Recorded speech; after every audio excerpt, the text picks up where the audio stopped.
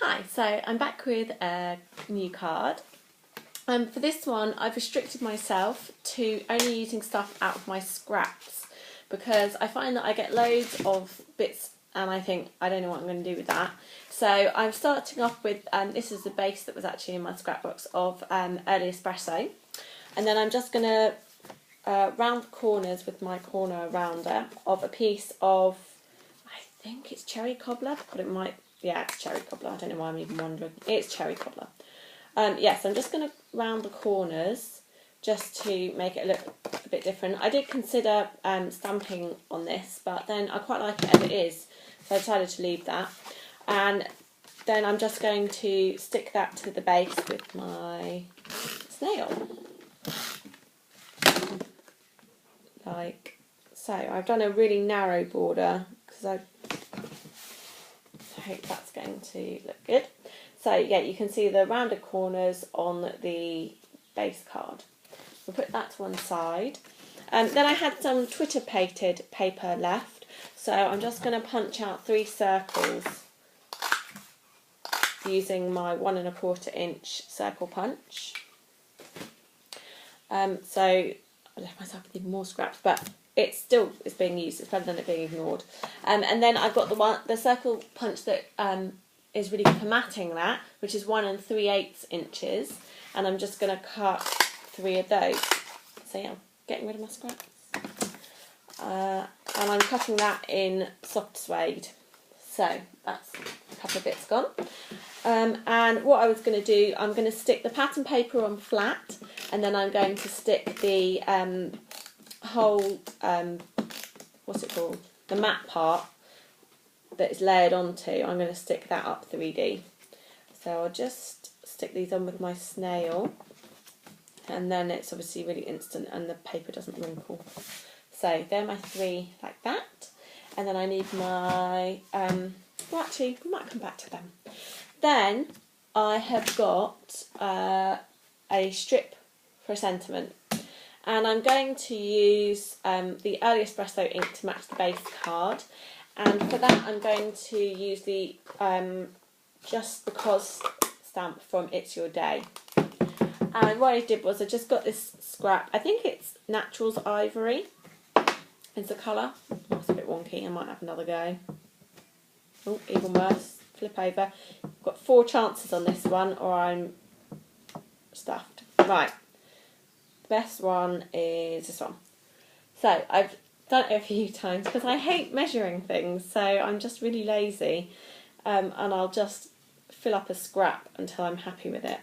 And then I'm just using a pair of scissors to cut a V in each side, and that way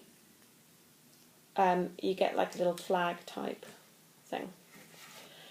I'm just going to dab a little bit of, I think I might go for Sahara Sand ink around the edge because it's looking a bit nude. And Sahara Sand and Crumb Cake are both really good ones for antiquing, and in fact this is actually obviously a really dirty dauber because it's coming out quite a lot darker, but hey, one day I'm going to be like my friend Fiona and get a special dauber holder piece of equipment, and it's possible to have all the different daubers, all the different colours, all lined up beautifully. So there we go. I've added a little bit of an edge to that, and so I'll put that to one side as well. The next thing, oh, we might use that actually. Next thing I did was run my beautiful wings embosselet, which cuts and embosses. It's really cool. See, through a piece of, I think it's Sahara Sand, or it might be Naturals Ivory as well. No, it's Natural Ivories as well. I knew I did something to try and match. And I only want 3 small butterflies, so I'm going to save that one in my scraps butterflies pot, which I have going, and I'll keep the teeny tiny ones on as well. So that's pretty much got rid of that bit. So once you pop them out, what I'm going to do is, I was trying to decide before I started this what I wanted to do, and as usual I couldn't decide, so I think I'm going to, because I've got some gold brads, which I thought would look kind of sweet, to add another dimension. I think maybe I'm going to dab around the edge of the butterflies just to give them a bit more definition, because they're so light and they're so small. I don't want them getting lost on the card. So here we go. Quick dab round, and it just means that when it's layered up, it's going to, I can't twist my wrist that way, it's going to show a bit better. So just do the final one. My chicken's trying to break into our playhouse. I shouldn't be looking out the window. Right. Yeah, so I've done the edges of those again in Sahara Sand because it's a really good colour. It's kind of an underrated colour as well, because I use Sahara Sand all the time, but it's one of those ones that when you talk to people who do a lot of crafts, they haven't necessarily considered that one because they've got really into crumb cake. But the benefit of Sahara Sand is it's a bit lighter. If I show you both pads.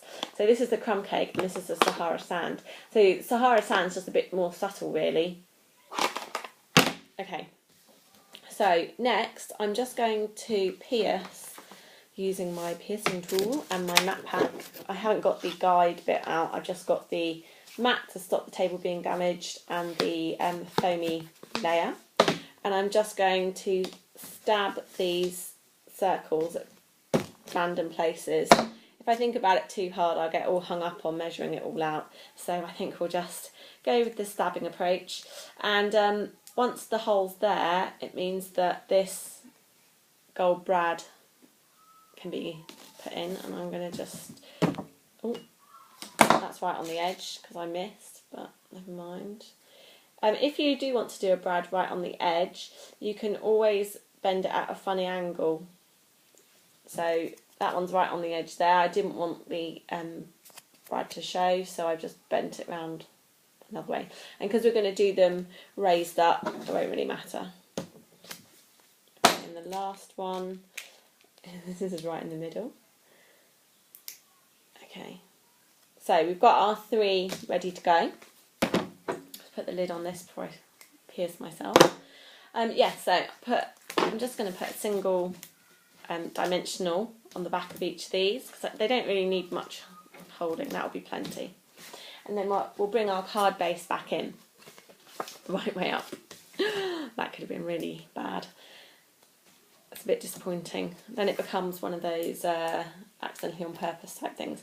So when I've got three things to stick, what I normally do is I stick two, and then the last one I stick on is the central one, because then you can line it up as evenly as you can with the paper. Oh, that actually looks a bit wonky now I'm looking at it, but never mind.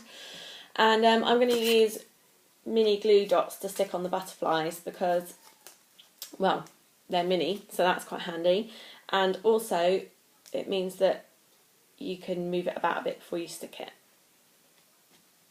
You could do them 3D, I guess, but I don't want to go too 3D because I get paranoid about it being too 3D. And then last one is there. So I've got my three on there. And if you can hear screaming, don't worry. It's because my next door is having a barbecue and they seem to be doing kind of like wrestling in the garden or something. I'm not sure what. And the last thing to add is our little banner-y thing. And what I'm going to do is just wriggle it about until I'm happy that it's kind of been folded up a bit. And then again I'm going to use a glue dot or two. Shall I go three? Be wild. Okay, and then I'm just going to stick that centrally. And there you have it, a really simple card. You could adapt it with whatever scraps you have and change the colours up a bit. But I think it's a really good way to just use loads of little bits up. And I've just got rid of about 5 pieces or 6 pieces of card out of my scrap box all in one go. I hope you can see it really well. The light's not really ideal for this. Ooh. So there we go. I'll be back again soon with yet another card or maybe something 3D. Bye bye.